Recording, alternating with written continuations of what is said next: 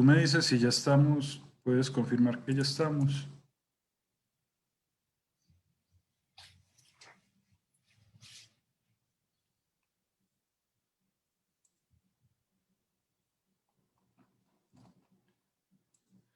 Ok, sí. Bueno, pues ya estamos en vivo en Facebook y ya están ingresando varias de las personas a la sesión. Entonces yo creo que podríamos ir iniciando y que se vayan sumando a la medida que avancemos, aprovechando el tiempo que generosamente Eduardo nos está compartiendo. Entonces, bueno, buenas tardes a todas y a todos, quienes están acá en la sesión y a quienes nos siguen a través de la página del SEC en el Facebook. Buenas tardes, gracias por acompañarnos, por haber respondido a la convocatoria, a esta conferencia magistral que tenemos el día de hoy, el gusto de compartir con todos y todas ustedes en el marco de la celebración de los 10 años de la maestría en estudios de la cultura y la comunicación del Centro de Estudios de la Cultura y la Comunicación de la Universidad Veracruzana. Como si lo hubiéramos planeado mucho tiempo, esta celebración nos salió mejor de lo que hubiéramos podido imaginar con un invitado que tenemos hoy, que es el profesor Eduardo Restrepo, a quien desde ya le agradecemos muchísimo la posibilidad de estar con nosotros. Sabemos que acaba de salir de un aula, entra a esta y saliendo de esta va hacia otra, entonces le agradecemos aún más su generosidad y de estar acompañándonos hoy. La conferencia que hoy Eduardo nos va a compartir se titula Identidades y Poder en los Estudios Culturales. Y un poco les presento a Eduardo, aunque no necesita ser presentado, pero para quien no lo conozca, les voy a presentar un poco a Eduardo de manera muy general. No voy a leer su extenso currículum de publicaciones porque se nos iría toda la hora y media, pero sí quisiera decir un par de cosas sobre el perfil de Eduardo, con quien hoy tenemos el gusto de compartir. Bueno, él es antropólogo de la muy hermosa Universidad de Antioquia en Medellín y es maestro y doctor en antropología de la Universidad de Carolina del Norte con énfasis en estudios culturales. Bueno, más allá de cualquier cosa que pudiéramos decir de sus publicaciones e investigaciones, yo quisiera decir que Eduardo es uno de los principales referentes en América Latina en torno al estudio y al campo de los estudios culturales. Es un investigador que ha desarrollado líneas de investigación muy amplias y diversas que van desde estudios sobre las diferencias y las desigualdades culturales, territoriales y la diferencia, estudios sobre poblaciones afrodescendientes. Ahora, más recientemente, está desarrollando investigaciones en torno a culturas digitales, no por los retos que ha impuesto la pandemia, sino ya desde antes viene desarrollando esta línea de investigación bastante sugerente y además de esto ha sido un gran impulsor, y esto yo creo que es muy importante, de grupos y redes de trabajo en América Latina. Eh, para mencionar algunas, por ejemplo, es cofundador de la Red de Estudios y Políticas Culturales de Claxo, es fundador de la Red de Antropologías del Mundo, fue presidente de la Asociación Latinoamericana de Antropología, etcétera, etcétera, etcétera. Entonces, esto yo lo quería mencionar para valorar la presencia y la oportunidad de contar hoy con tu presencia, Eduardo, por todo lo que has hecho e impulsado dentro del campo de los estudios culturales, de la investigación dentro de la antropología y las ciencias sociales en general en América Latina, pero sobre todo con esta disposición siempre a lo colectivo, a pensar en grupo, a creer que las ciencias sociales se construyen colectivamente, y creo que la generosidad con la que nos acompañas hoy es una muestra de eso. Entonces yo diría simplemente eso, te daría la palabra, Eduardo, como habíamos comentado, tal vez 45 minutos para que nos compartas tus ideas y sobre todo para que pudiéramos tener un tiempo de diálogo, de preguntas, de intercambio, bien sea con las personas que están en la sala de Zoom o con las personas que nos siguen a través del Facebook, que puedan compartirnos sus comentarios y preguntas a través de la transmisión que estamos realizando y podértelas compartir a ti y aprovechar este espacio este espacio que tenemos la oportunidad de tener hoy. Entonces, Eduardo, te agradezco muchísimo. Bueno, valga la aclaración, también es un gran defensor del conocimiento abierto, libre, y en eso también tenemos una gran coincidencia importante. Eduardo, te doy la palabra y muchísimas gracias. No, gracias a ti, Jairo, por la presentación y por propiciar este espacio. También a Meléndez, que fue digamos, la gestora, la impulsora de que esto sea posible. Entonces, pues yo les agradezco a ustedes dos un montón porque, o sea, uno puede hacer una charla, pero lo más valioso de todo es la conversación. Yo suelo decir que uno no piensa solo, uno siempre piensa en conversación y a veces en discusión, o sea, no solamente una conversación tersa, sino también una discusión que es vital, o sea, el disenso y la discusión hacen parte de los procesos mismos, no solamente de pensar, sino de constituirnos como seres humanos. Esa es la dimensión ético-política más interesante. Entonces, muchas gracias a ti, Jairo, y pues a Mar por producir este escenario. Pues la, el título de la charla es Identidades y Poder en los Estudios Culturales. Es quizás dos de los conceptos más transitados, más configurantes de lo que constituye este campo transdisciplinario de los estudios culturales. Entonces, vamos a hablar de dos grandes categorías en estudios culturales y para eso, pues yo quisiera empezar exponiendo o desempacando una categoría y después la otra, y al final hacer un par de articulaciones explícitas y directas de lo que sería esta identidades y poder ya en estudios culturales. Pues entonces, empiezo con identidades, pues el asunto del plural no es menor, porque pues de alguna manera en estudios culturales siempre hemos pensado, siempre hemos trabajado identidades en plural. No hay una sola identidad, incluso en un individuo particular o en una población particular. Existen múltiples articulaciones y múltiples tensiones que producen identidades y además que definen una serie de horizontes en plural.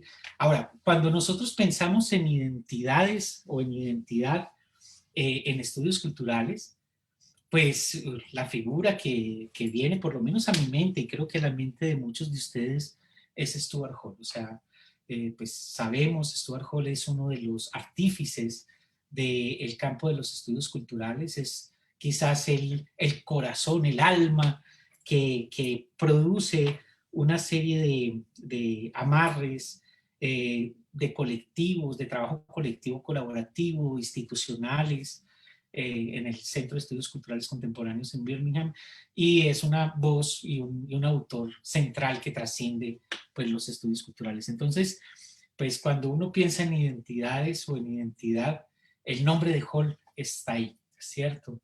El nombre de Hall, y hay varios textos en él escribe mucho, habla mucho de identidad, sobre todo de los años 80 para acá, o sea, hasta los 2000, eh, porque es una cosa que a él lo toca y que él vibra con el asunto. Pues no sé hasta dónde sepan, él es de Jamaica, él es negro y él viaja a Gran Bretaña en los años 50, en el 51 y toda la vida, todo el resto de su vida, él viaja de 18 años, todo el resto de su vida reside allá en Gran Bretaña y es esto, lo que él llama la diáspora, esa dislocación que lo constituye él como sujeto, hace que el asunto de las identidades no sea una pregunta menor, tiene que ver con él mismo.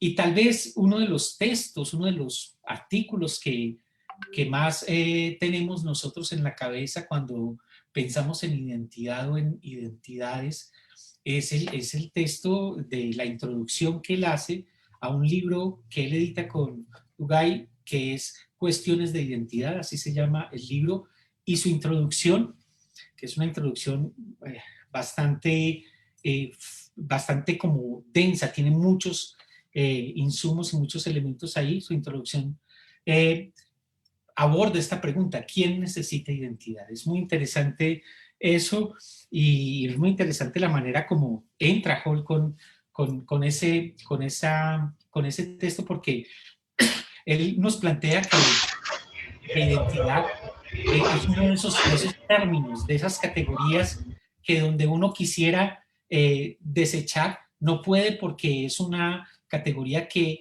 en el imaginario social, en el imaginario teórico, tiene un lugar central. Por eso él nos pide, y esto es una cosa importante que podríamos traerlo después a la parte de las preguntas, él nos pide que pensemos identidad bajo tachadura.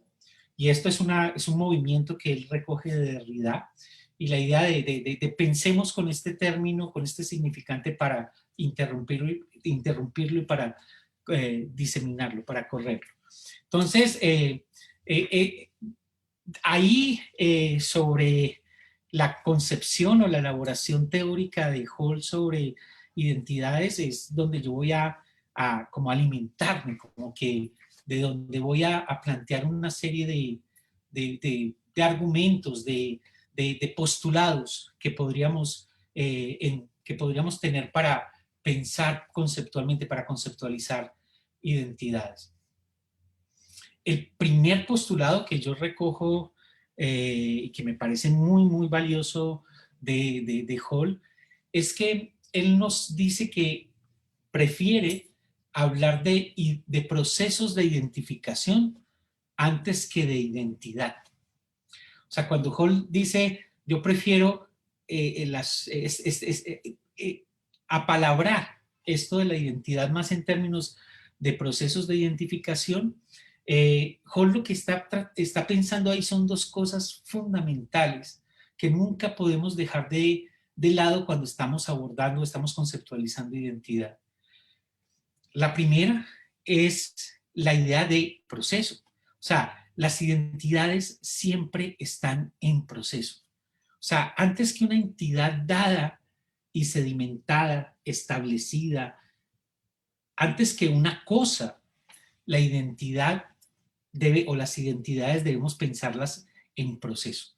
Eso es un cambio, incluso un proceso en términos, y ahí me parece que lo que aporta Williams con la idea de emergente, dominante y residual nos ayudaría a complejizar este enfoque procesual, este enfoque en proceso, y menos como una cosa dada, como una sustancia. Más que una sustancia, lo que nos invita Hall a pensar con esta idea de procesos de identificación es hacer énfasis en los procesos, en la idea de proceso. Y lo otro que está condensado o planteado en esta idea de mejor procesos de identificación que identidad es el asunto del posicionamiento. O sea, las identidades no solamente están en proceso, sino que implican posicionamientos, implican, si lo quieren ver en términos de agencias, está bien, pero me parece más profundo, más interesante la idea de posicionamientos, porque no es simplemente una posición o una disposición, sino un posicionamiento, lo que está en la idea de proceso de identificación, ¿cierto?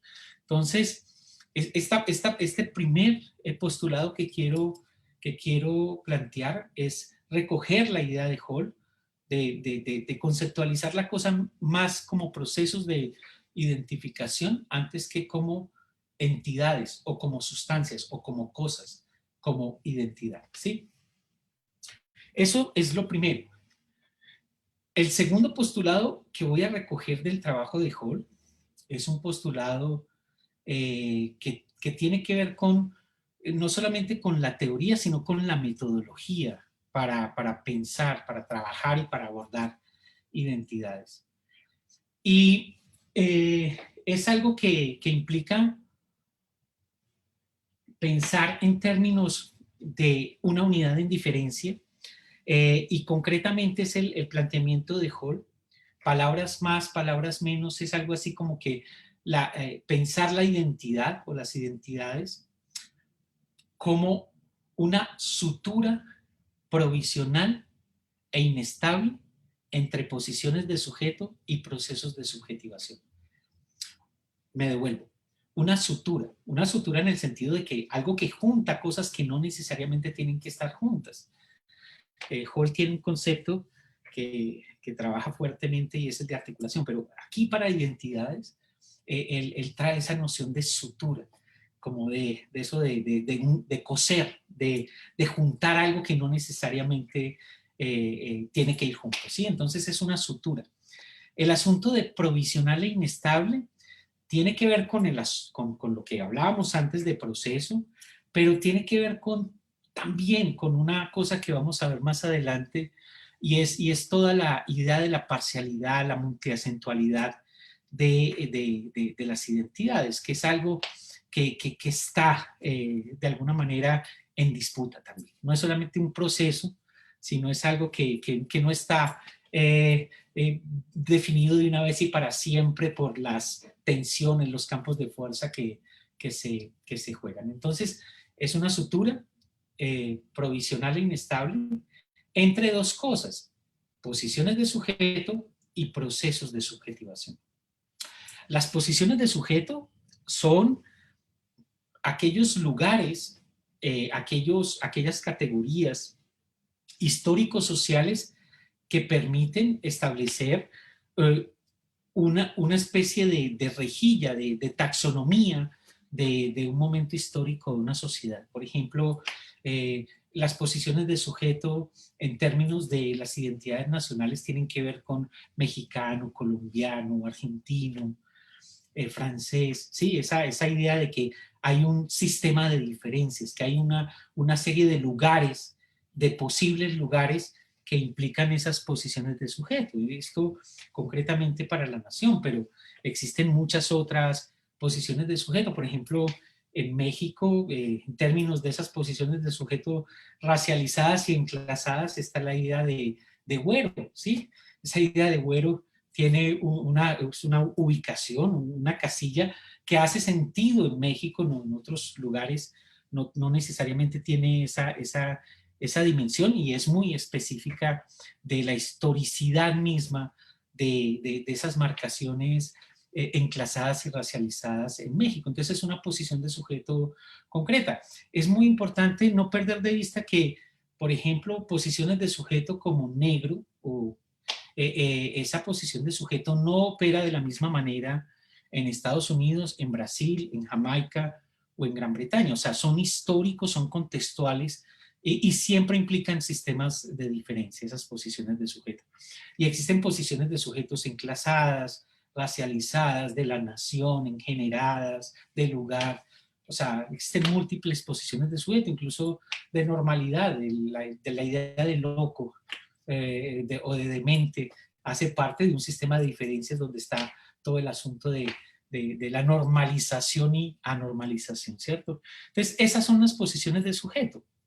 Ahora, a esas posiciones de sujeto corresponden unos procesos de subjetivación donde la manera como se cristalizan, la manera como se tramitan, la manera como se consolidan, varía fuertemente de un individuo a otro o de una población a otra, ¿cierto?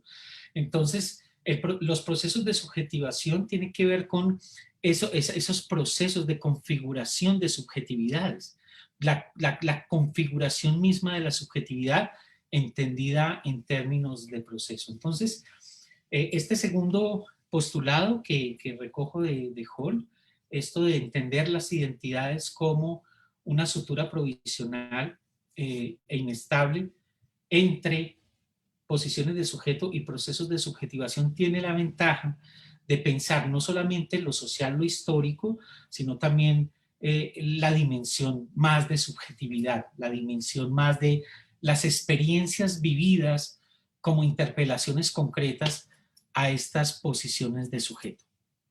Entonces, ese sería un segundo postulado que yo haría con respecto a esta conceptualización de identidades, pues muy inspirada, traída del trabajo de Hall. Hay un tercer postulado que se deriva de la idea de que las identidades deben ser entendidas como sistemas de diferencia, ese elemento de las posiciones de sujeto como sistemas de diferencia, y es que las identidades siempre son parciales, en el sentido de que las identidades implican siempre identidad y alteridad, implican identidad y diferencia. No hay una identidad o unas identidades que se definan, que se constituyan ellas solas. Siempre requieren de una exterioridad constitutiva, siempre requieren de procesos de identificación y de diferenciación, procesos de identidad y alteridad. Entonces, esto hace que las identidades siempre sean parciales, porque no pueden ser definidas como una sola cosa, como una entidad que existe independientemente de las relaciones de diferencia que la constituyen. Entonces, eso es muy importante porque si uno va a hacer un estudio de unas identidades concretas, pues hay que ver en ese mismo estudio también esas identidades, cómo se definen en términos de los procesos de alterización o de diferenciación, cómo se da ese juego de identidad y de diferencia, cómo se da el juego del nosotros y los otros, o nosotros y ellos, ¿cierto? Entonces, eso es fundamental. Ese es como el tercer postulado y esto hace que no podamos entender las identidades por fuera de esas configuraciones que las constituyen. Ese es el tercer postulado y ese postulado pues tiene también unas derivaciones en las que no voy a entrar ahora, pero que es vital esto de no pensar la identidad como una cosa que existe solita, siempre existe en diferencia. El cuarto postulado que voy a plantear como insumos para la conversación que vamos a tener es pensar en esta idea de lo multiacentual. Esto es una idea que viene de Volosinov, que Stuart Hall recoge y me parece muy potente, y es el asunto de que las identidades nunca son experimentadas, nunca son articuladas, nunca son vividas de una sola manera. Hay una multiacentualidad, hay una multiplicidad, incluso de contradictoria, de los sentidos que se ponen en juego, de las experiencias que se ponen en juego, de las prácticas que posibilitan estas identidades. Y eso de la multiacentualidad también implica que la identidad no solamente es cómo se siente, se experimenta, sino cómo los otros también la interpelan y cómo la llenan, cómo la complementan, cómo la tensionan. Entonces, esto es la idea del otro como parte del lenguaje, de la multiacentualidad como posicionamientos y distinciones, pluralizaciones y tensiones de las identidades. Entonces, una identidad cualquiera nunca significa una sola cosa. Una identidad cualquiera no se experimenta de una sola manera. Una identidad cualquiera es también llenada, también complementada, tensionada por otros lugares. Entonces, ese es un cuarto planteamiento. Obviamente, como el anterior, esto tiene implicaciones metodológicas, no solamente tiene como ese postulado teórico, no solamente es teórico, tiene claras amarres metodológicos. Bueno, ese es el cuarto que he planteado. El quinto que quiero plantear ahora es que,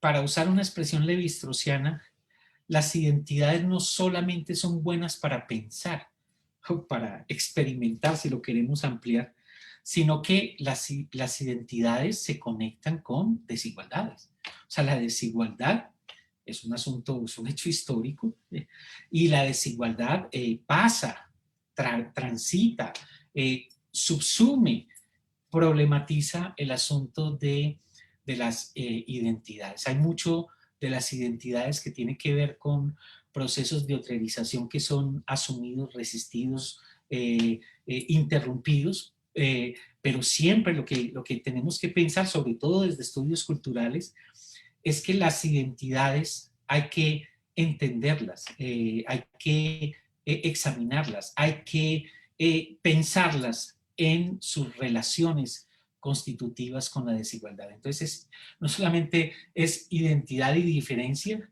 sino identidad y diferencia en términos de la configuración, de la cristalización, de la sedimentación, de la disputa de las desigualdades sociales. Y esto es, obviamente, esta es una de las aristas que nos va a conectar fuertemente con la idea del poder. O sea, las identidades no son cositas inocentes, no son procesos inocentes. Hay una configuración de órdenes sociales, hay una configuración de posibilidades de interrumpir esos órdenes sociales que están dados con este asunto de la desigualdad.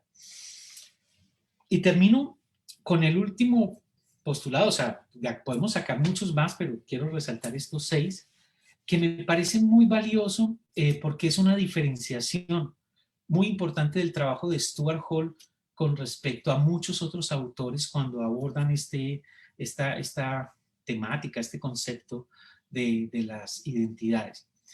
Y es que para Stuart Hall el asunto de las identidades tenemos que entenderlo en términos de las políticas de la identidad, entendida la identidad como un producto de la política. La identidad no es una anterioridad de la política, sino que es uno de los productos y una de las cosas que se disputan en la política.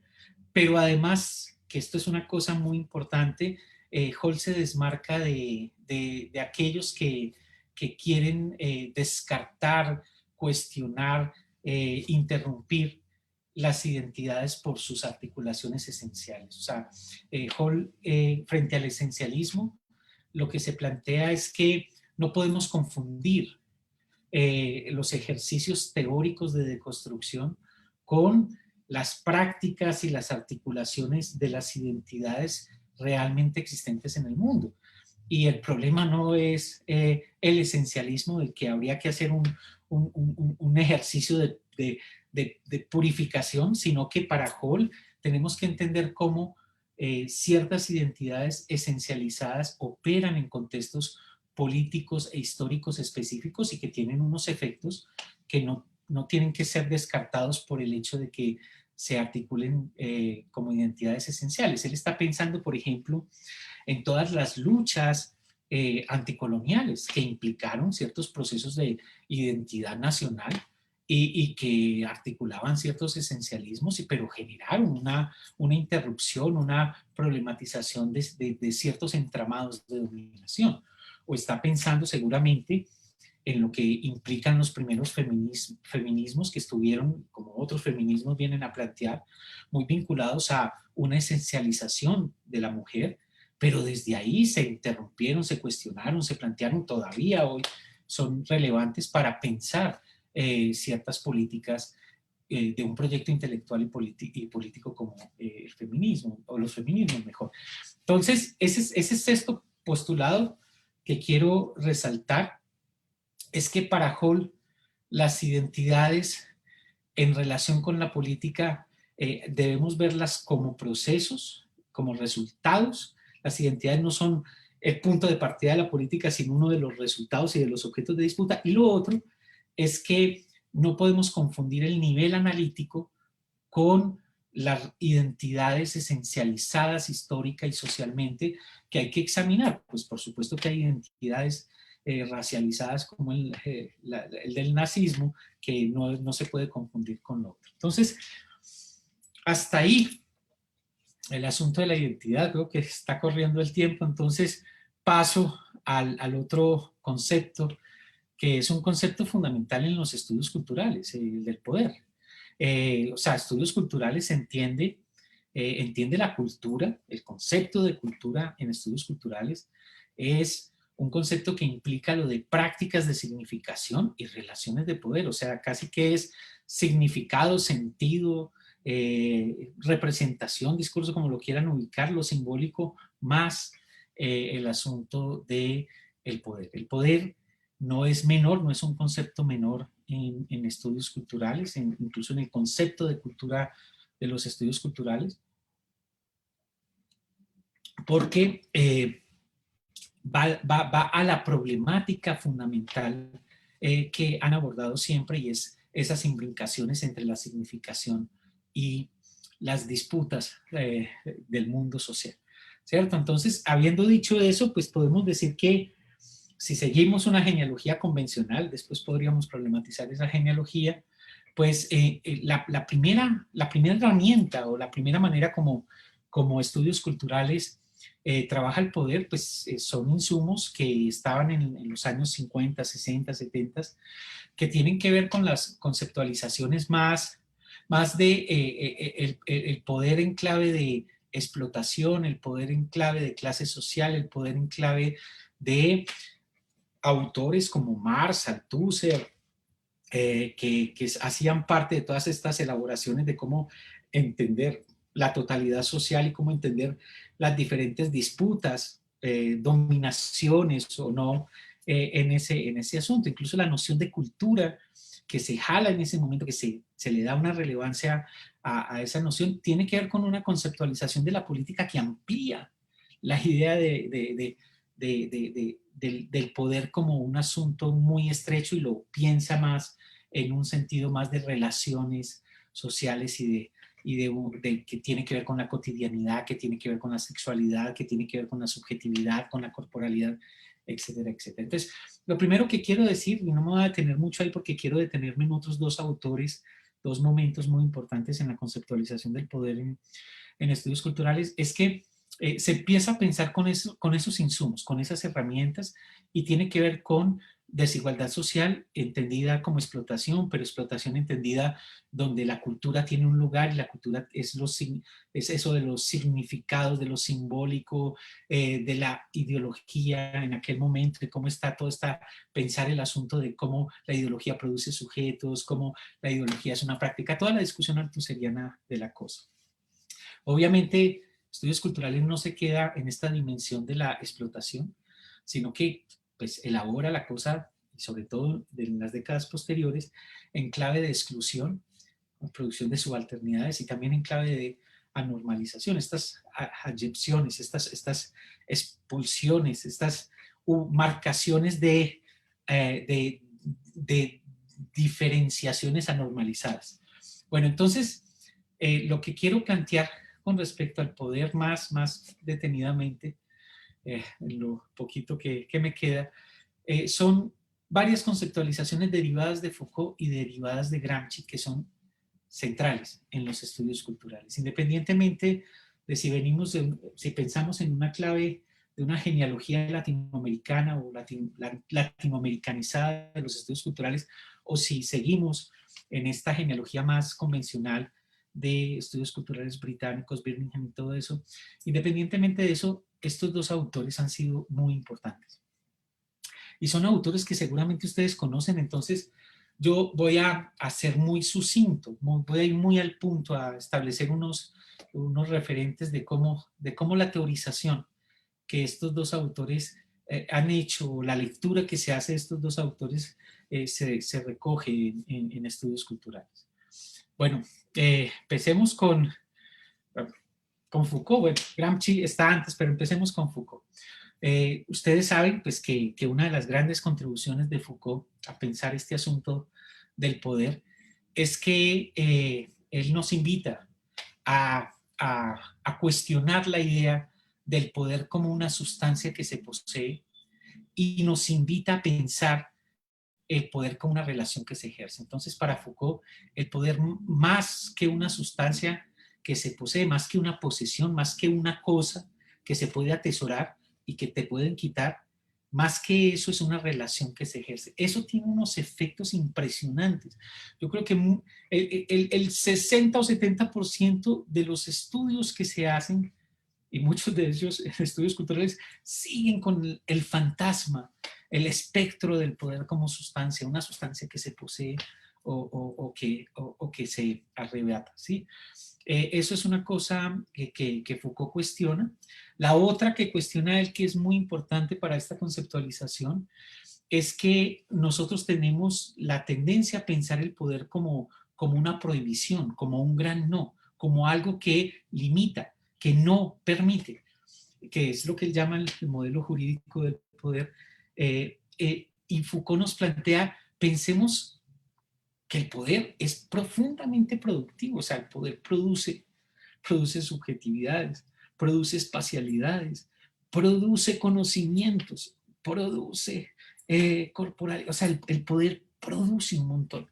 Y produce, ustedes saben, el Foucault trabaja con un conjunto, una familia de tecnologías de poder que son las disciplinarias, produce individuos, produce normalizaciones y anormalizaciones, y también este otro conjunto, esta otra familia de todas estas técnicas, tecnologías de poder que él conceptualiza como biopolítica. Bueno, entonces, lo que quiero señalar es que más que una negación, que un no, el poder en Foucault implica productividad. Eso es una cosa importante. Y esto otro, el tercero, es que, o sea, los seres humanos estamos entramados por relaciones de poder. No hay un paraíso, no hay una fuera de las relaciones de poder. Por lo tanto, el poder en Foucault no es pensado en términos morales. No es que el poder es malo y lo que no es poder es bueno. Incluso para avanzar, dejémoslo aquí, el asunto de interrumpir las narrativas, los análisis moralizantes del poder como algo malo, como algo que es contaminante, nefasto, versus unos afueras o unos no poderes que son conceptualizados o enunciados como resistencias y todas estas maneras poco como de entrar en contrapunteo con un poder malo. Para Foucault no hay una moralización del poder, ¿cierto? Y es muy importante en ese sentido que esas relaciones de poder son las condiciones de posibilidad de las resistencias. O sea, siempre Foucault está pensando el poder y la resistencia. La resistencia no es exterioridad al poder, sino que está constituida por poder, entre otras cosas porque, y este es un elemento importante, otro de los puntos de Foucault, el poder lo entiende Foucault, las relaciones de poder las entiende como un asunto más de inducir, de influir, de una conducta que opera sobre otra conducta. Es un asunto, las relaciones de poder para Foucault son muy distintas de los estados de dominación. Foucault no niega la existencia de los estados de dominación, pero conceptualiza el asunto de las relaciones de poder en una especificidad que tiene que ver con esto, si ustedes quieren, con la libertad o con la posibilidad de cierta maniobrabilidad de los sujetos. Entonces, ahí tenemos esta conceptualización de Foucault que ha sido central en términos del poder en estudios culturales. Y voy con Gramsci rápidamente para plantear un par de cosas de cierre y para que conversemos qué es lo más interesante de este ejercicio. Y es que ustedes saben, Gramsci está asociado al concepto de hegemonía, también al de subalternidad, pero me voy a centrar en el de hegemonía. Y en estudios culturales ese concepto tiene una particularidad analítica, con hegemonía en estudios culturales no estamos pensando el asunto de la coerción o de la imposición por la fuerza. O sea, precisamente lo que trata de conceptualizar Gramsci con hegemonía es esta idea más de el asunto de cómo se configura por seducción, inducción, por el asunto de una cristalización de otro tipo de procesos que pasan por el sentido común, por las emociones y todo esto, y menos la idea de la imposición y la coerción. O sea, la hegemonía, si algo tiene que ver, si algún lugar tiene ese concepto en Gramsci, es precisamente el de contraponerlo, el de pensar otro tipo de procesos, otro tipo de dinámicas que no son las de la coerción o las de la imposición. Es más la seducción, si quieren plantearlo por ahí. Y concretamente es una seducción que implica la configuración de unos liderazgos morales, unos liderazgos culturales, unos liderazgos económicos. O sea, la idea de hegemonía es dirección, es liderar, pero no es un liderazgo o una dirección que se decreta, sino que es el resultado de una forma de la política que en Gramsci se conceptualiza con la idea de sociedad civil y con la idea de configuración de bloques históricos, que pues podemos entrar ahí, pero lo que quiero resaltar es que es liderazgo, es dirección, y una cosa no que no es decretado, no es por nobleza, no es por ley, sino que es resultado de un asunto, de una dinámica, de una correlación muy particular de una forma de la política. Bueno, en Gramsci también la idea, y aquí confluye con Foucault, hegemonía no es mala y contrahegemonía no es buena. O sea, la hegemonía es una forma de la política y no es mala ni buena, ni es de derecha ni es de izquierda, o sea, no está marcada de esa manera. Puede ser mala, puede ser de derecha, puede ser pero el proceso o la hegemonía como forma de la política es más un asunto que a mí me gusta enunciar como hegemonización. Hegemonización, y aquí viene pues todas las contribuciones de Williams que son muy importantes para esta elaboración de hegemonía desde estudios culturales, y es hegemonización en el sentido de que hegemonía es un proceso, no un estado. Hegemonía es un proceso que si no hay disputa permanente, no hay hegemonía. Entonces, la hegemonía siempre implica contrahegemonías. Incluso Williams habla de hegemonía alternativa cuando habla de lo emergente, lo dominante y lo residual. Lo que quiero decir es que hegemonía siempre es un asunto de disputa, un proceso en disputa. Siempre hay tensión, siempre hay disputa. Si no hay eso, no podemos estar pensando en hegemonía. Entonces, termino el último enunciado de Gramsci, y es que la hegemonía, el anclaje, el calado, la profundidad que tiene hegemonía pasa más por el asunto de la disputa y alteración del sentido común. Es un asunto que usualmente va más allá de elecciones políticas concretas, va más allá de que un partido o un grupo tenga el poder, tome el poder, lo que busca es una intervención y opera desde el sentido común, que es esa sedimentación de epocalidades que definen no solamente los horizontes de sentido, sino los horizontes de práctica de las colectividades. Y por eso para Gramsci y para estudios culturales, hegemonía es una categoría que tiene más el plano del Estado-nación, más el asunto de lo nacional popular y menos lugares microfísicos. Queremos usar ese concepto de Foucault. Y de todas maneras, si ustedes me permiten decir que ahí hay una tensión entre Williams y Stuart Hall, porque para Hall el asunto de la hegemonía no va tanto en términos, en lógicas de consenso, sino en lógicas o en términos de consentimiento. Bueno, cierro esa parte, me quedan unos 5 minutos, menos de 5 minutos, voy a decir un par de asuntos generales de cómo vinculamos identidad y poder entonces en estudios culturales. Precisamente porque las identidades suponen posiciones de sujeto y procesos de subjetivación, porque las identidades son parciales, multiacentuales, etcétera, etcétera.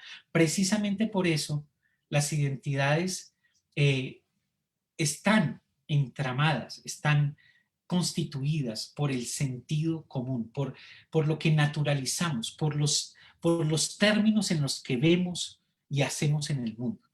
Las identidades no solamente esas casillitas, sino esos procesos de subjetividad, y esa esa naturalización de esos términos y de esas subjetividades, de esas experiencias vividas, precisamente desde estudios culturales se elabora, como lo decía antes, en términos de la diferencia y la desigualdad. Entonces, uno de los puntos de entrada, de amarre de identidad y poder en estudios culturales, es que no podemos entender la naturalización del sentido común donde se establece el horizonte de significación y de hacer cosas sin pensar en cómo se conecta con procesos de marcación y de reproducción de la desigualdad social.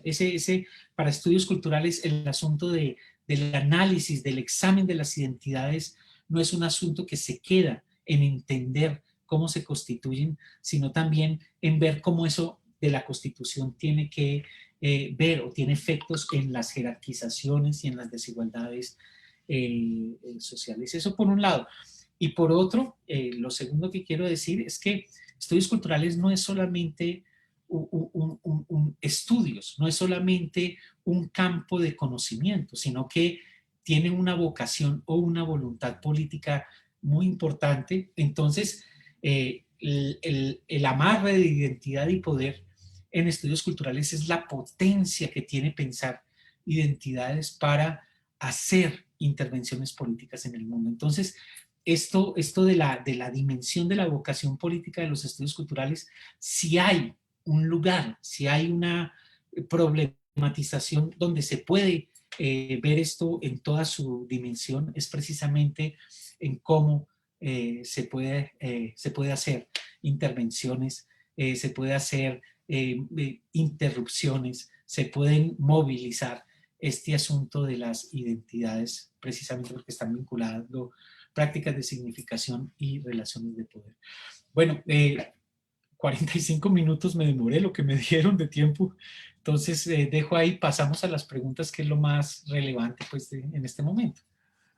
Gracias, Eduardo. Bueno, no era mi intención presionarte con el No, tiempo, está muy bien, está muy bien. Porque si pero, yo pero me quedo hablando 3 horas, ¿y para qué? Lo más sí, interesante es la conversación.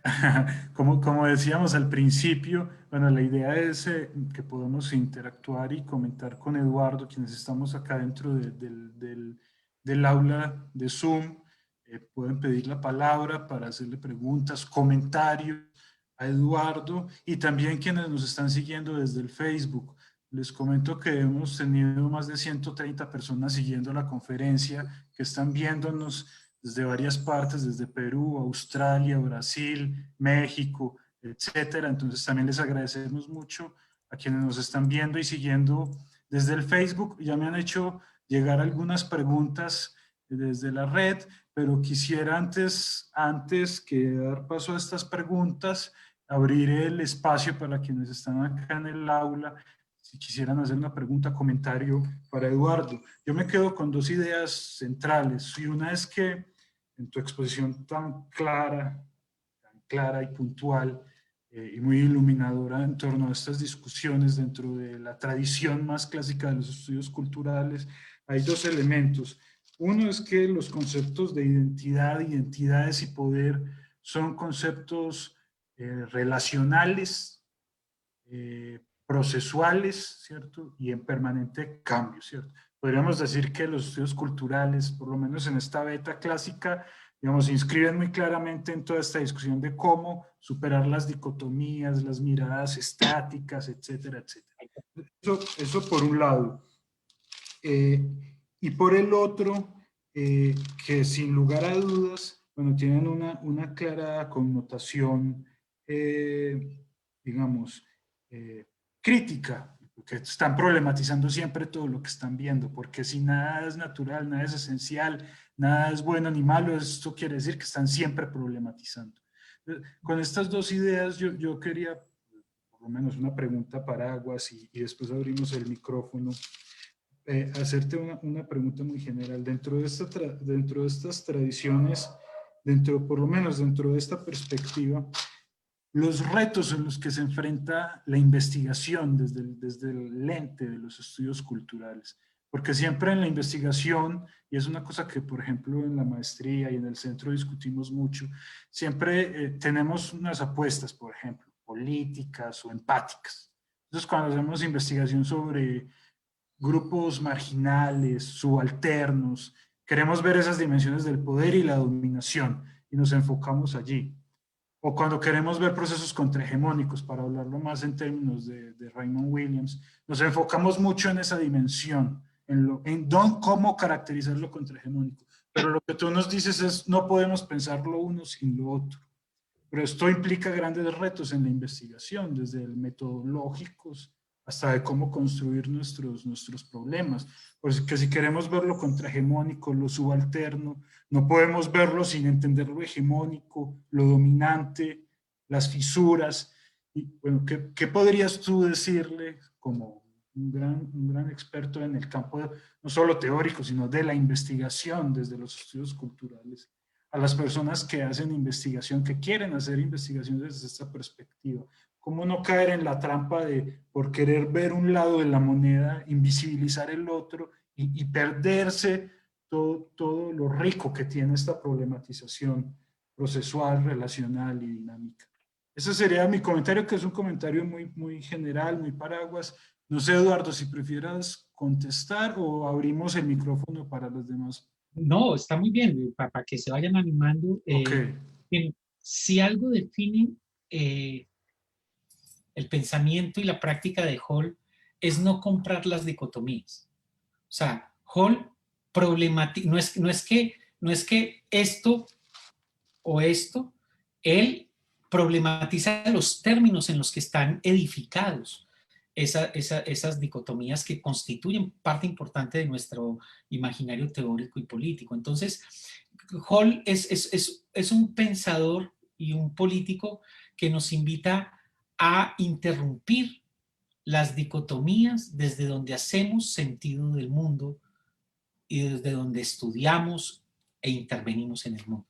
Entonces, eso por un lado, ¿cierto? Eso por un lado, de que no es tener dos, sino ver los términos en los que se constituyen y con qué efectos se producen. Entonces, ese es un punto importante.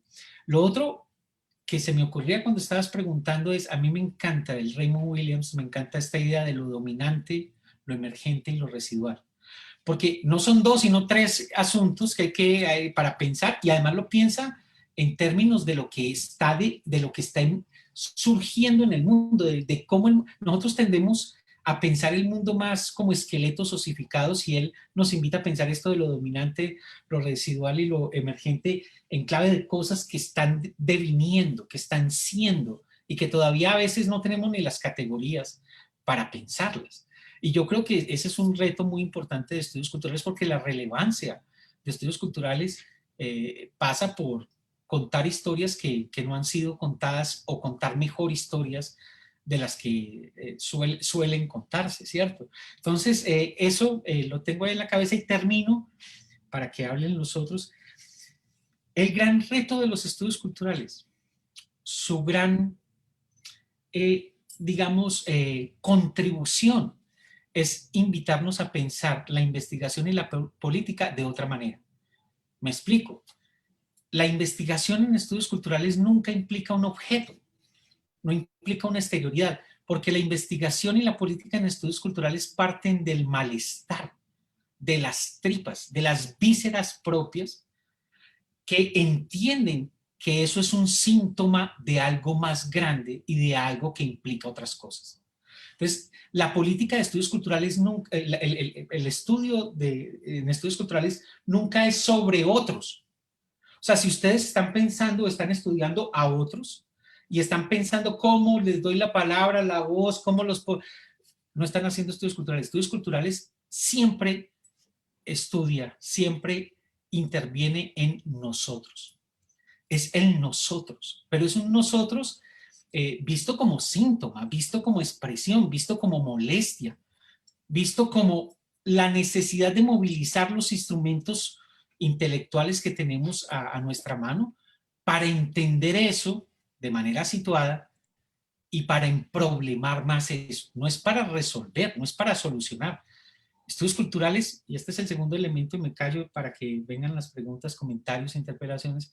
Estudios culturales nunca implica un otro, un objeto, y nunca implica unas retóricas salvacionistas, ni tampoco implica unas lógicas subalternistas. O sea, estudios culturales no piensa de esa manera, no hace de esa manera.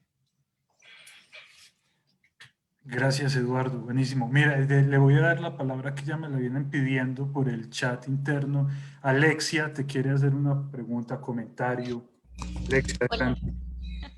muchas gracias, de verdad. Mi pregunta es bastante concreta. Yo creo que, no sé si me he confundido o qué, pero tengo siempre esa duda entre cómo hacer entonces una diferenciación entre la parte de la investigación de los estudios culturales y el activismo como tal. O sea, si estamos hablando de un intervencionismo desde lo político. Entonces, ¿debería o no debería de haber una diferenciación entre esos dos elementos? Porque, vaya, pienso en la parte esta de la investigación-acción, por ejemplo. Pero si lo vemos más allá de solo un accionar, si lo vemos desde la intervención política, entonces, ¿cómo deberíamos de asumir eso como investigadores? O sea, me queda todavía esa duda. Está muy bien, Alexia. ¿Cómo querés que lo hagamos, Jairo? ¿Voy conversando o recogemos como tú quieres?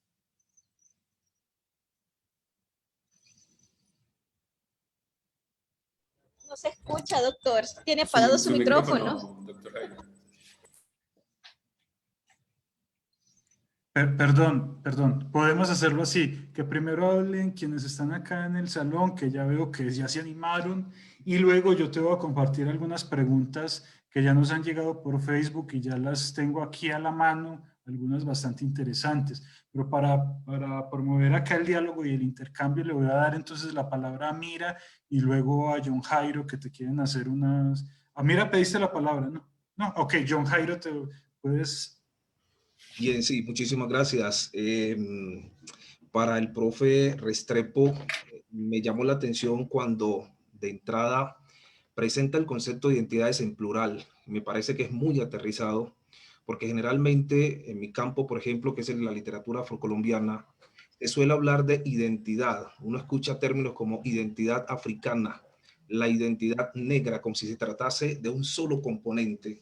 Y resulta casi que un error metodológico, epistemológico y de cualquier orden pensar a África como una sola identidad, cuando África es todo un componente etnodiverso, un componente biodiverso amplísimo y que, por supuesto, hablar de identidad sería fulminar esas otras identidades y también muchas alteridades. Entonces, celebro que se piense la identidad o las identidades en ese sentido plural. Ahora, mi pregunta va, me quedó sonando, y no sé si lo capté muy bien, cuando el doctor Restrepo hablaba de naturalizar el sentido común. Me gustaría ampliar eso. ¿Qué significa eso, naturalizar el sentido común? Porque el sentido común generalmente está editado, mediado, sancionado por una hegemonía. ¿Qué es el sentido común en el término de los estudios culturales? ¿Cómo se concibe eso? ¿Hacia dónde apunta? ¿Cuál es la connotación que le está dando a eso del sentido común? Buenísimo, John Jairo. Muchas gracias, John Jairo. También Anderson Gil había pedido la palabra. Muchas gracias, buenas tardes a todos y todas. Muchas gracias al profesor Eduardo Restrepo por su charla y todo lo que convoca esta presentación tan sucinta, pero yo digo que muy, muy pedagógica sobre los planteamientos de Stuart Hall, en especial creo yo para quienes apenas y motivados por esta charla misma nos interesaremos en acercarnos mucho más a este autor. Yo quería como preguntar, bueno, es como entre preguntas, hay ideas que quedan muy, muy impresionantes o que las genera y es si las identidades pensadas así de esta manera plural, como también decía el compañero John Jairo, terminan siendo una manera de procurar un diálogo precisamente entre las identidades y muchas veces trascender o evitar ciertos problemas que se originan en esas mismas disputas por las identidades y por la formación de las identidades. Y lo digo porque yo soy egresado de una licenciatura en Etnoeducación y Desarrollo Comunitario en Pereira, Colombia, Y claro, o sea, en mi formación tenía compañeros afrocolombianos, tenía compañeros indígenas, varios somos mestizos obviamente, y siempre habían como muchas disputas en el campo, por ejemplo, de la afrocolombianidad en torno al tema de la identidad, ¿cierto? De lo que puede significar esa identidad de afrocolombianidad, si es un tema de una identidad, entre comillas, cultural o una identidad política, y esas identidades étnicas, no sé si étnico-políticas, cómo se relacionan con otras, y sobre todo cómo se desarrollan, se relacionan también con esos temas de desigualdad que se viven en contextos urbanos, donde no solo entonces un factor identitario es el que termina prevaleciendo, sino que hay muchas cosas y muchos problemas que están ahí presentes. Y también entonces pensaba yo si en muchos momentos las identidades no terminan siendo o no se terminan como controvirtiendo, y se me venía a la mente un debate que no conozco mucho, pero que gracias a mi compañera que está muy metida en temas de género, me lo ha comentado en algunos momentos, y es ciertas discusiones que se están presentando entre un feminismo radical y ciertos movimientos de defensa de derechos LGBTI, y en especial del movimiento trans, alrededor del tema de la identidad de las personas transexuales, y si esa identidad de ellos termina en algún momento fortaleciendo estereotipos precisamente de género, de esos estereotipos de género de esa sociedad patriarcal que precisamente se querían superar.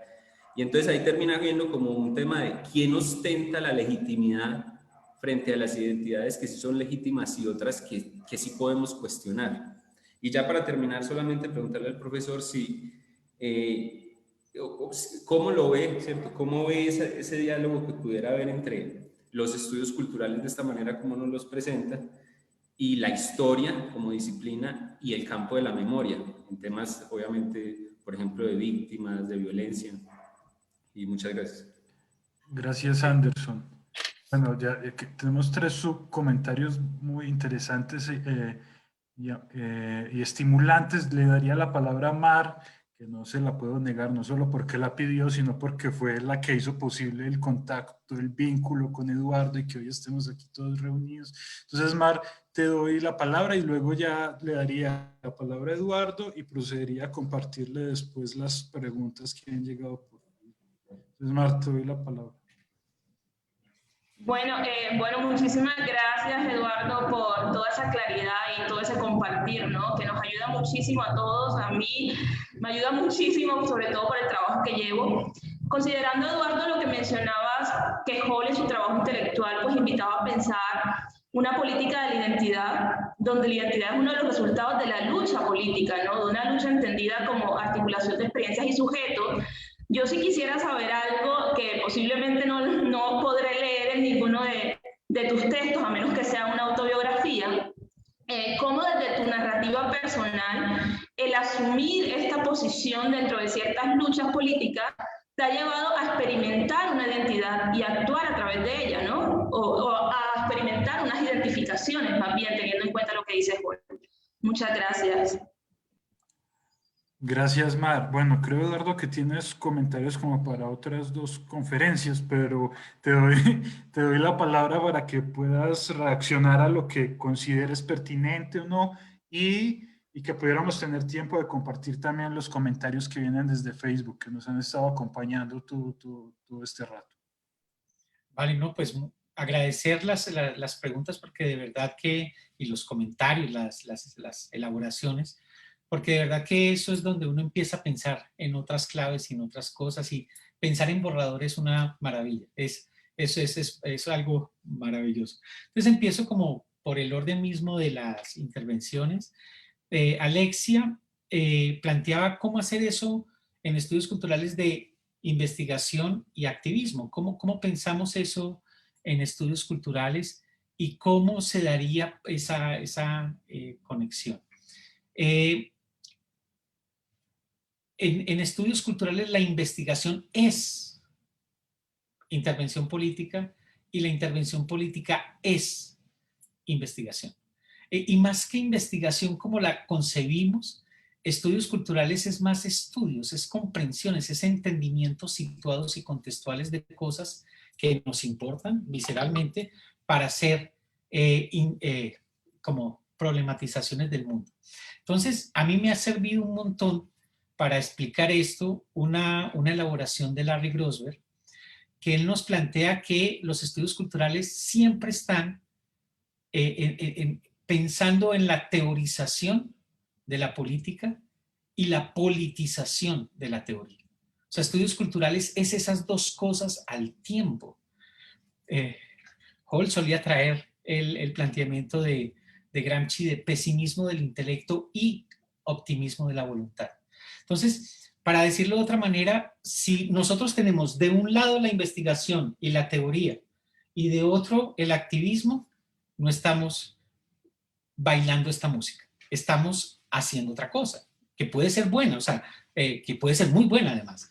Entonces, estudios culturales es eso, es un proyecto intelectual, no simplemente académico, intelectual y político. O sea, si vos le quitas esa dimensión política, que tú lo planteabas en términos de activismo, pero que va más allá del activismo, te quedas sin estudios culturales, porque estudios culturales sin política es como una limonada sin limón.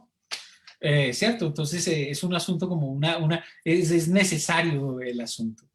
Ahora, eso lleva a que uno desajuste muchas maneras de entender lo que es el conocimiento, el para qué del conocimiento y la manera de relacionarse con el mundo. Ahorita les decía, estudios culturales siempre implica un nosotros, se los planteo de esta otra manera. El objeto, entre comillas porque no es un objeto, y el método de los estudios culturales es el contextualismo que te involucra, que te implica. Entonces, en ese sentido, la idea de activismo es una idea que pasa por tu cuerpo, que pasa por tus vísceras, que pasa por tu posicionamiento como sujeto político. Entonces, hay un concepto marxista que a mí me encanta, el de praxis. Eso lo planteaba el camarada Lenin como que la praxis es una práctica constituida, producida teóricamente, orientada hacia la transformación. O sea, es una práctica configurada desde la teoría para hacer cosas en el mundo. Esa es la noción de práctica, es la articulación entre teoría y práctica. Entonces, con una perspectiva política. Entonces, estudios culturales sería más por ahí, un proyecto intelectual y político. Eso con respecto a la pregunta o el comentario de Alexi. O sea, el activismo no puede ser exterioridad de la investigación. La investigación es también activismo, incluso parte del activismo hay que hacerlo en el establecimiento académico. El establecimiento académico es parte del mundo. Tenemos que disputarlo y no podemos abandonarlo a sectores o concepciones de la academia que son profundamente cuestionables y nefastas. Entonces, eso por un lado. Lo de John Jairo. Estudios culturales, yo cuando hablaba de la imbricación entre identidades y poder, hablaba de la desnaturalización. O sea, la naturalización es lo que nosotros no pensamos porque nos parece obvio. Así es el mundo. Uno no piensa sobre eso porque está naturalizado. Es como los peces, lo último que van a descubrir es el agua. Entonces la naturalización es como el agua para nosotros, o sea, no la vemos, no la pensamos, no nos molesta porque... Y esa naturalización es precisamente la expresión del sentido común. Aquí la noción de sentido común es gramsciana, pero podemos cambiar de concepto y podríamos hablar de los imaginarios históricos sociales. O sea, es cómo hacemos sentido, cómo experimentamos, cómo pensamos el mundo, pero usualmente no pensamos sobre eso. Entonces, estudios culturales tendría un propósito muy importante en el sentido de interrumpir, de poner en evidencia, de mostrarle a los peces el agua. Y a veces, para que los peces descubran el agua, hay que sacarlos del agua un ratico. Entonces, es en ese sentido de la interrupción, de fisurar esas certezas epistémicas, morales, políticas, históricas, que nos constituyen como nación o que nos constituyen como sujetos políticos de muchas maneras, ¿cierto? Entonces, en ese sentido me parece importante. Por ejemplo, la potencia del concepto de heterosexismo. Heterosexismo te interrumpe la idea de que la heterosexualidad es natural, es normal, es así. Y los que no, pues son desviaciones, están enfermos o... Entonces es un poquito por ahí lo que yo dije. Entonces yo decía más desnaturalizar que naturalizar.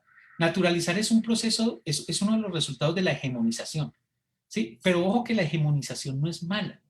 O sea, las contrahegemonías no son buenas siempre. O sea, piensen todos estos giros a la derecha cuando se van consolidando, se consolidan como contrahegemonías. Entonces, para Gramsci, para estudios culturales, el concepto de hegemonización es como el efecto de eso es la naturalización, algo que no se piensa mucho sobre eso.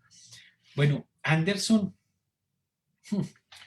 hay una elaboración de Anderson que se conecta con la de John Jairo, y es lo de la identidad afrocolombiana. Y John Jairo lo planteó incluso de como si África fuese una sola cosa, una entidad homogénea. Y también, pues, o sea, decir que hay una cultura afrocolombiana es no saber mucho de los afrocolombianos. O sea, pensar que hay una cultura afrocolombiana, de que todos los afrocolombianos son iguales, eso es pensamiento racista. Todos los negros son iguales. Y hay una clausura aquí en nombre de cultura. No, la gente del Pacífico, de lo rural con respecto al urbano, del norte con respecto al sur, del atrato con respecto del Pacífico con respecto al Caribe, en el Caribe mismo, lo insular, lo continental. La gente negra en Colombia, si alguna cosa tiene, es una multiplicidad de articulaciones culturales. Los pelados de las ciudades, en Bogotá, en Medallo, en Cali, esos son un montón de procesos. Entonces no podemos clausurar, cerrar el asunto de la identidad afrocolombiana como una sola cosa. Ahora, yo entiendo que en términos políticos uno se puede plantear el asunto como nosotros los afrocolombianos, sí, pero eso es otro plan, otro registro, y es un registro muy importante, pero no podemos confundir identidad con cultura, y menos cultura con gente, y menos gente con... Y no podemos confundir cultura con raza. Eso sería otra conferencia, porque los procesos de marcación raciales no son o no se expresan en culturas concretas. Entonces, lo de Anderson, un par de cosas que me parece importante con lo que decía de los feminismos y lo de los trans y todo eso. Yo aquí hablé de Foucault y hablé de Gramsci y algo del marxismo para pensar el poder, pero uno de las herramientas que hay en estudios culturales, que es muy poderosa, incluso para deshacer muchas de las cosas que yo dije, es teoría queer.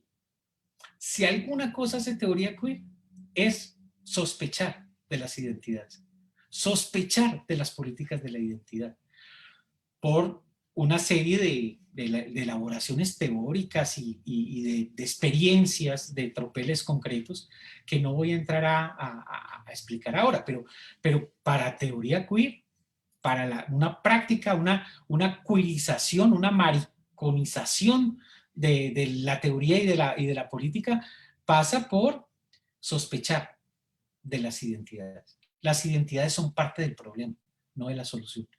Ahora, eso no significa que no se valoren ciertos tropeles, pero el asunto, entonces lo que te quiero decir es que eso que traes es una conversación muy interesante, porque desde esta otra arista, eso que empecé diciendo con Hall de la identidad, hay que examinarla bajo tachadura, adquiere una dimensión impresionante. O sea, eso adquiere una dimensión muy interesante y que nos lleva a pensarnos como sujetos políticos en unos términos que no son fáciles de pensarnos, y por lo tanto los retos y las problemáticas que eso dice.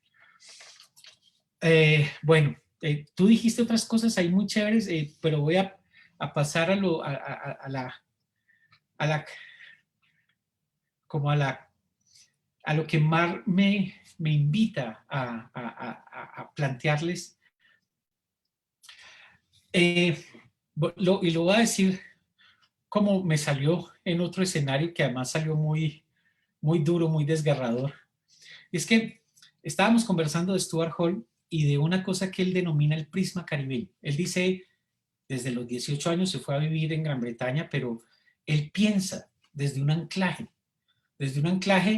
con estructuras de sentir, si quieren, o con experiencias, con decibilidades, con sensibilidades propias del Caribe. O sea, el hecho de que él se fuera a vivir a Gran Bretaña, eso no significa que es tabula rasa, ¿no? Obviamente hay unas gravitaciones, unas marcaciones que definen su perspectiva y que establecen la posibilidad de su posicionamiento, ¿cierto? Entonces, en ese contexto me preguntan, bueno, ¿vos cómo te imaginas?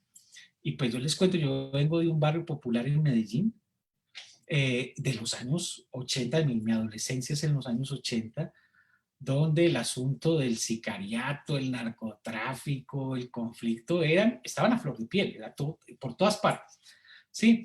Entonces, en ese sentido, yo usualmente digo algo que puede ser muy difícil de agarrar al principio, y es que yo no fui sicario por falta de oportunidad. O sea, mi vida era eso, como la vida de mis amigos, como la vida de mucha gente, de muchos jóvenes. Y entonces eso fue lo que a mí me produjo. Entonces yo siento que ese lugar de la molestia, que está enclasado, que está muy vinculado a un momento histórico de Colombia, es precisamente lo que a mí me define.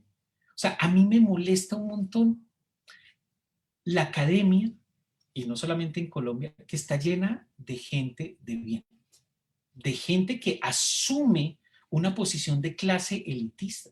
Entonces, a mí siempre me ha molestado que se enuncie y se hagan prácticas de desconocimiento, de acallamiento, de silenciamiento de gentes que venimos, y yo no soy solamente, o sea, mi experiencia es una, que venimos con otras trayectorias. Entonces, yo siempre me porto mal. En general digo groserías, aquí intenté no decir muchas groserías, y en general me gozo lo que hago porque pienso que todo ese ethos de estar hoy aquí con ustedes implica que mañana tal vez no estemos o no esté. Entonces es por ahí, pero es una elaboración muy difícil y sobre todo para la gente en México o fuera de Colombia es difícil de comprender lo que estoy diciendo en este momento, pero digamos las marcaciones de clase de un barrio muy particular siempre me desbordo. Gracias, Eduardo. Muy interesante todo lo que acabas de comentar. Y bueno, y esto último, ni qué decir de escucharte en este ejercicio de reflexividad tan importante. Me parece muy pertinente tu llamado a que nos portemos mal. Creo que necesitamos portarnos más mal de lo bien que nos Sí. portamos en la academia. Y si algo tienen los estudios culturales, yo creo es que como, lograron volver a sacar al marxismo de esa trampa en la que estaban cayendo de academizarse de principio a fin. No fueron los únicos, pero fueron unos de los que lograron desacademizar otra vez al marxismo. Con todas las paradojas que tiene que lo digamos desde la academia, pero digamos no reproducir las prácticas dominantes. Eduardo, como el tiempo es cruel y avanza, de todas formas sí te quiero compartir algunos comentarios que han llegado por Facebook. Mira, Juan Camilo, bueno, han llegado muchos comentarios de agradecimiento, de felicitación. Ya nos pidieron que hiciéramos la segunda y tercera versión de esta charla porque quedaron con muchas ganas de más.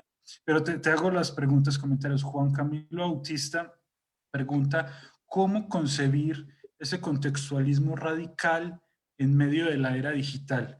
Y creo que es una pregunta bastante pertinente, sobre todo cuando te presentaba y decía esta tercera línea de investigación que estás desarrollando, que es súper, no solo pertinente, sino ahora urgente, cómo concebir ese contextualismo radical en medio de la era digital. Otro comentario, Jonathan Cabria nos pregunta, ¿hacia dónde van las identidades nacionales en el contexto de la globalización? ¿Evolucionarán o dejarán de ser relevantes? ¿Cómo ves esto tú? Gustavo Santana pregunta, ¿cuál es el vínculo de las representaciones en la constitución de los procesos de identificación? ¿Me repites esa que no lo escuché, Jaime, Okay. por favor? ¿Cuál es el vínculo de las representaciones Vale. en la constitución de los procesos de identificación? Sí. Te voy a compartir otro par. Nacho Reyes pregunta, ¿qué papel juega el poder en los consumos culturales? Si los entendemos estos desde su influencia en la identidad. Sí, así viene su pregunta. Bárbara López te pregunta si podrías hablar un poco más sobre esta idea de articulación, que la acabas de mencionar un poco dando respuesta a la pregunta de John Jairo y de Anderson. Sería interesante. Y te comparto... Noelia Vale escribe, saludos desde Salta, Argentina, cuando hablan de hegemonía como un proceso de tensión en disputa, necesariamente estamos hablando de resistencia. ¿Cómo se relaciona con el término de reexistencia? Creo que un poco hablaste y lo distinguiste en tu charla, pero bueno, está bien como aclarar un poco más. Y han llegado muchos más comentarios, pero yo lo dejaría ahí porque sé que tú tienes otro compromiso después. Y entonces para que puedas extenderte un poco ante estos comentarios. Y les agradecemos a las personas que siguen aún la conferencia a través del Facebook. Y bueno, Eduardo, te doy la palabra. Va, perfecto. Juan Camilo, lo de contextualismo radical, ¿cómo pensar el contextualismo radical en medio de la era digital? A ver, un par de aclaraciones. Contextualismo radical no es lo local, no es la esquina del barrio. El contextualismo radical puede implicar el planeta en general. Incluso cuando Stuart Hall piensa lo de lo que él llama la revolución neoliberal, él está pensando desde el contextualismo radical y está hablando de un asunto más con un anclaje epocal y de dimensión muy fuerte. Entonces, eso por un lado. Y contextualismo radical fundamentalmente implica que queremos entender situadamente, que queremos contextuar nuestro acercamiento y entendimiento de lo que estamos trabajando. Entonces, más que moverse en un nivel de abstracción muy alto, el contextualismo radical trata de mundanalizar, de situar, de ubicar lo que estamos estudiando en términos de las diferencias que hacen la diferencia. Y esto es una cosa que tiene que ver con la noción de lo concreto también en estudios culturales. Bueno, entonces, la era digital constituye nuestras experiencias y nuestras existencias. Independientemente de que tengamos computador o no, independientemente de que nos conectemos para clase por Zoom o no, nuestras existencias y nuestras concepciones, maneras de imaginar, de ser, de existir y de experimentar el mundo están cada vez más digitalizadas. Entonces, el contextualismo radical lo que hace es trazar articulaciones, es una cartografía de las articulaciones, que empieza con una cosa y termina en otro lado. Entonces, en esa cartografía de las articulaciones del contextualismo radical, lo digital es una serie de presencias y de definiciones constitutivas de lo que somos. Entonces, lo digital, la era digital, no significaría como que el contextualismo radical no puede dar cuenta de ello, sino que el contextualismo radical, como cartografía de las articulaciones, tendría que ser mucho más sensible a cómo esas articulaciones también pasan por los artefactos digitales y por los ecosistemas y entornos digitalizados. O sea, tenemos que pensar eso, y yo me atrevo a decir una cosa, y es que donde estudios culturales donde Hall hubiera nacido en esta época y estuvieran inventándose estudios culturales, lo digital es central. No podemos pensar los amarres de la cultura y el poder desconociendo los artefactos y los entornos digitales en esos amarres. Entonces, es central. Y lo del contextualismo es que más que hacer filosofía metafísica, es pensar en las complejidades de lo mundanal. Es un nivel de abstracción muy, muy específico. Las identidades nacionales en contextos de globalización. Hay un texto de Hall que se llama La centralidad de la cultura, donde él explica esto, y hay un proceso, digamos, de dos caras, o una cara y un sello, como quieran, de dos procesos simultáneos, paralelos. La globalización homogeniza, pero al mismo tiempo la heterogeneidad y las identificaciones son resultado también de esos procesos de globalización. Entonces la globalización no es simplemente una aplanadora, tiene que ver con la aplanadora, pero como hay lugarización, en la globalización pasa lugarizadamente, hay procesos de diferenciación, incluso de creación de diferenciaciones y de identidades vinculadas a este proceso de globalización. Entonces, bueno, eso nos daría otro montón de tiempo ahí. Gustavo Santana, ¿cuál es el vínculo de las representaciones y de los procesos de identificación? Gustavo es un amigo de mucho tiempo, hace parte de la maestría de estudios culturales latinoamericanos. Mira, representación es una categoría que yo no usé acá, hablé más de imaginarios sociales, hablé más de sentido común y todas esas cosas, pero representación es una categoría que es muy importante para Hall en los años 80 y para los estudios culturales postestructuralistas, ¿cierto? Pero es una categoría que en general se escucha mal, porque lo que la gente escucha es a Moscovici o escucha la metafísica. Entonces, por eso no la usé mucho, pero para responder a tu pregunta, no hay procesos de identificación por fuera de la representación. Ahora, los procesos de identificación no son solo representación, porque la representación en Hall implica disputa, implica poder, implica esa cosa. Entonces, por eso lo hice de esa manera, ¿sí? Pero es muy interesante pensar en cómo los procesos de identificación no están antes o no están al lado de la representación. Y esto nos lleva a complejizar la noción de experiencia. No hay experiencia sin representación. La experiencia no es un asunto que pasa por fuera de... Pero bueno, eso nos mete a otro lado y nos lleva a otra cosa. Nacho, el poder en los consumos culturales y cómo eso se conecta con identidades.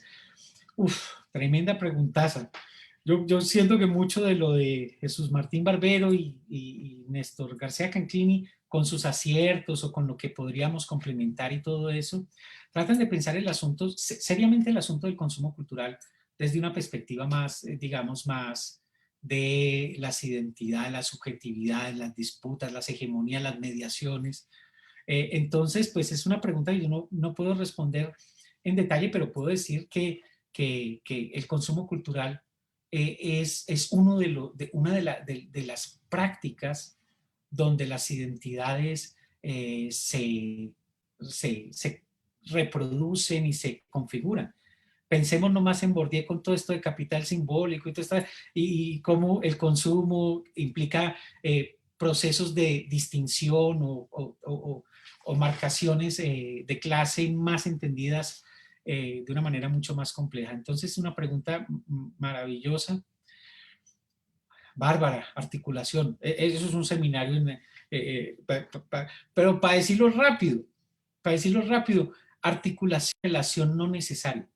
O sea, es una relación, algo que se da, un vínculo que no se tenía que establecer. 1.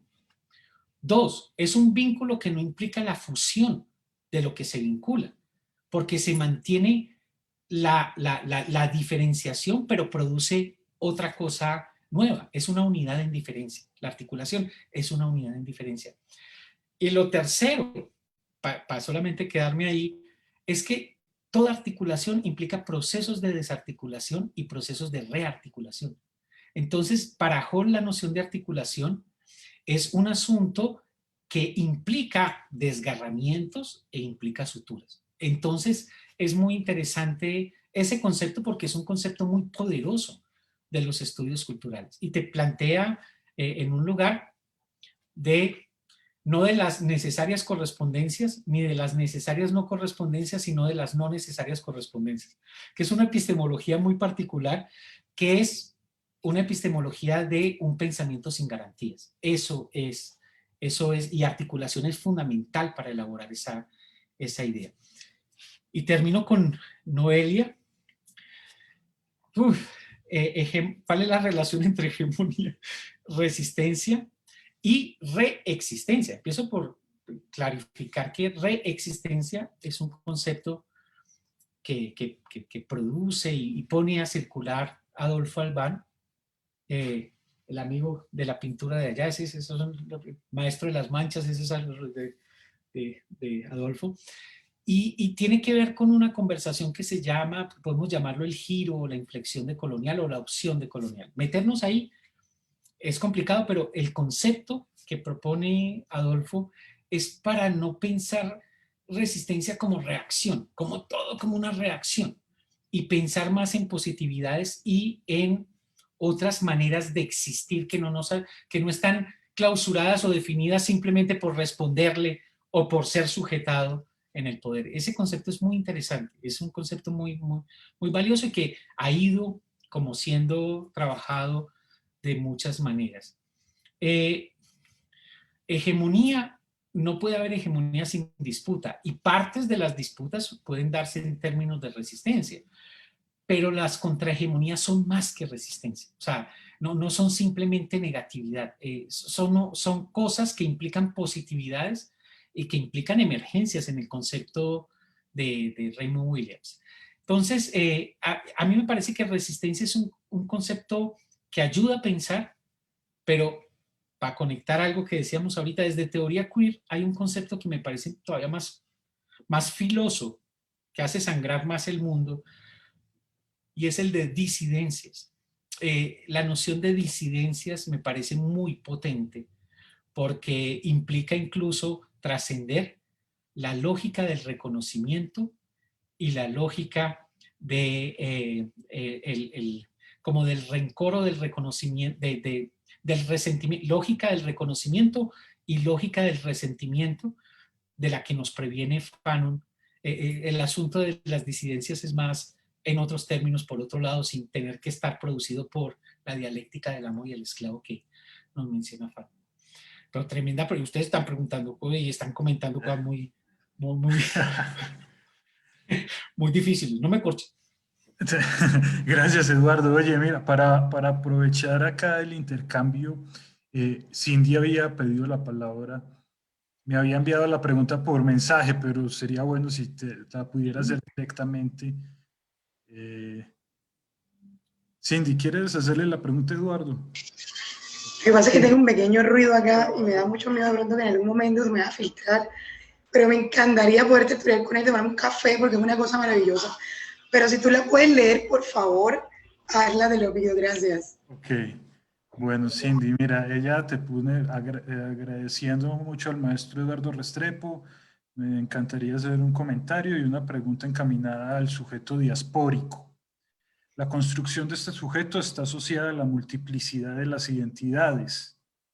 En ese sentido es muy importante la idea de lo productivo de los poderes que constituyen para que se generen estas identidades y ver entonces las identidades como procesos cambiantes y condicionadas al mismo tiempo.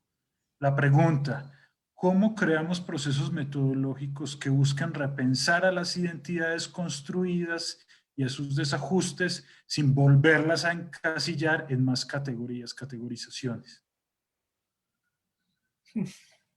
Impresionante. Bueno, no voy a poder responder tu pregunta Y mucho porque no tengo los elementos totales para hacerlo. Un par de ideas que se me ocurren de entrada. Hall también, estos años 90,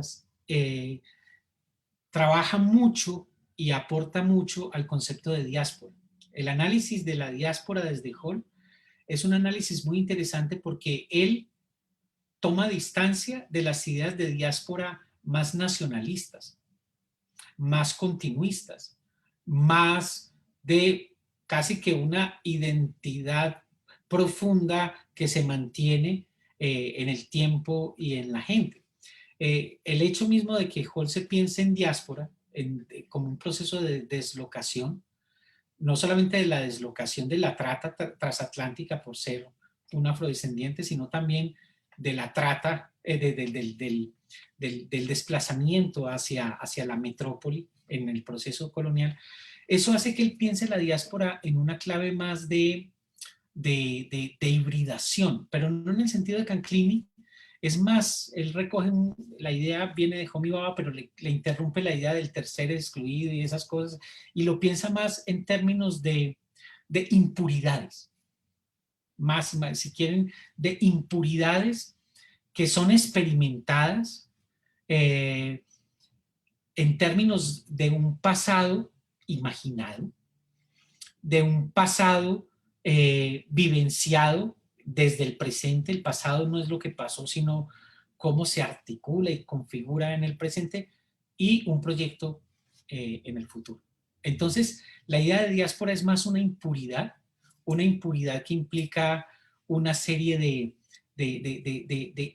creaciones, de invenciones, incluso del pasado, y también de comunalidades experimentadas y imaginadas. Entonces, si hay un concepto potente de Hall en los 90 es ese, porque él lo está pensando en clave de teoría postcolonial. Y eso es vital para descentrar a Europa, en términos analíticos y en términos políticos, ¿cierto? Y esto, obviamente, pues pasa por toda la elaboración de Hall, de pensar cuestiones como las marcaciones racializadas, como el asunto de las disputas nacionales, del nacionalismo de la Thatcher y todo eso. Entonces, lo de diáspora es convocar otro, ese sí que necesita una charla en sí misma, pero no respondería a tu pregunta tampoco. Gracias, Eduardo, buenísimo. Yo creo que ha sido todo un gusto, un lujo poder contar con tu charla, tu participación, tu amabilidad y generosidad de dialogar, no solo recibir las preguntas, sino de dialogar y reflexionar.